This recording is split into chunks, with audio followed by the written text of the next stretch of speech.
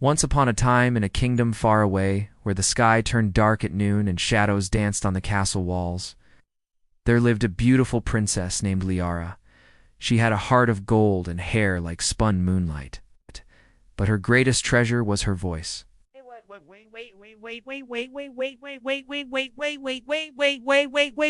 Wait. Singing charm the birds from the trees and make the flowers dance in the meadows. However, a curse had been cast upon her as a child, stealing her voice and trapping it within the dark forest.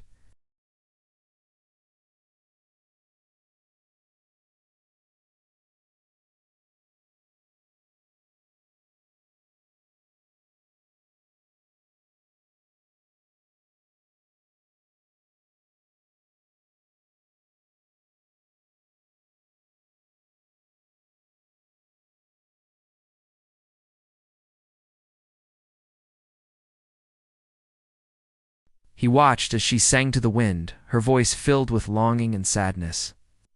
Even though he couldn't understand the words, Arian felt a connection to her song, as if it were calling out to something deep within his soul. Determined to help her, Arian vowed to find a way to break the curse that had stolen her voice. As he approached the cottage, he noticed a small wooden box sitting on the windowsill. Curious, he opened it, and inside found a tiny silver bell. As soon as he heard its enchanting chime, Arian knew this must be the key to breaking the curse. According to legend, only the purest of heart could wield the bell's magic and restore Liara's voice, and Arian believed he was that person. With the bell in his possession, Arian returned to the village to seek help from the wisest elder in the town. The elder listened intently as Arian described what he had found and shared an ancient prophecy. It foretold that a hero would come to the dark forest, seeking to break the curse and restore the princess's voice. But the path was fraught with peril, and only the pure of heart and strong of will could succeed. Before sending Arian back to the forest, the elder gave him a small vial filled with a shimmering liquid. This potion, the elder explained, will grant you the strength and courage to face whatever challenges lie ahead. Drink from it when you hear the Serpent King's laughter echo 3 times. Armed with the potion and the silver bell, Arian ventured back into the dark forest, determined to find Princess Liara and break the curse that had silenced her. Deep in the heart of the forest, hidden amongst the gnarled branches and thorny bushes, lay a clearing. And in the center stood a magnificent palace made of glistening obsidian. This was the Serpent King's domain, and it was here that Liara had been held captive for so many years.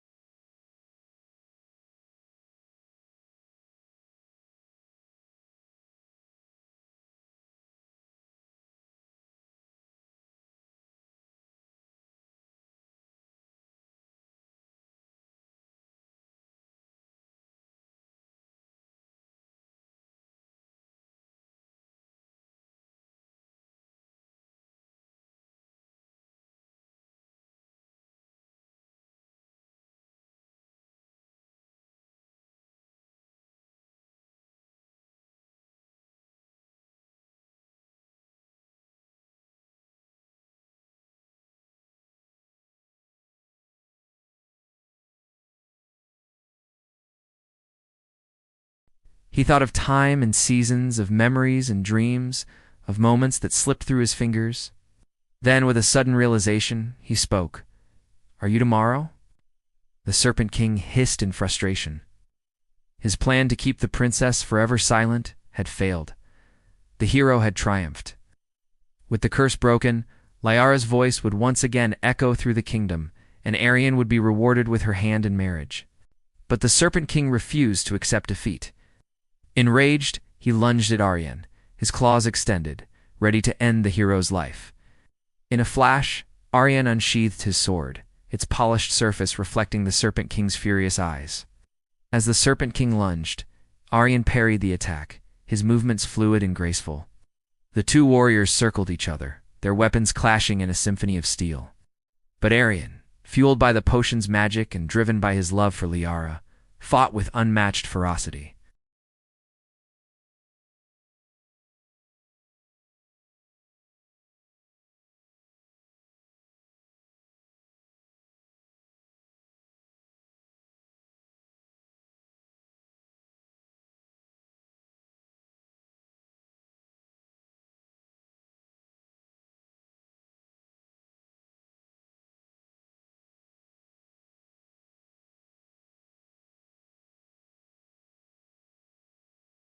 With the battle won, Arian raced through the forest, eager to find Liara and tell her the good news. But as he neared her cottage, he heard a familiar sound, the haunting melody of her song. Overwhelmed with joy, Arian burst through the door and found Liara standing in the center of the room, her voice echoing around her like 1,000 stars. She had regained her voice. Tears of happiness streamed down Liara's face as she embraced Arian. "You did it," she whispered, her voice trembling with emotion. "You brought me back my voice." Together they emerged from the forest, hand in hand, to the cheers of the townspeople.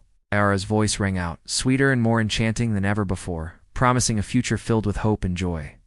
From that day forward, Arian and Liara ruled the kingdom together, their love for each other and their devotion to their people guiding them through every challenge and triumph. And though the memory of the Serpent King's evil lingered, the people knew that as long as they had their brave king and queen, they would always prevail. And so, the tale of Arian and Liara became a legend, whispered around hearths and woven into tapestries, reminding everyone who heard it that even in the darkest of forests, hope and love could always find a way to bloom.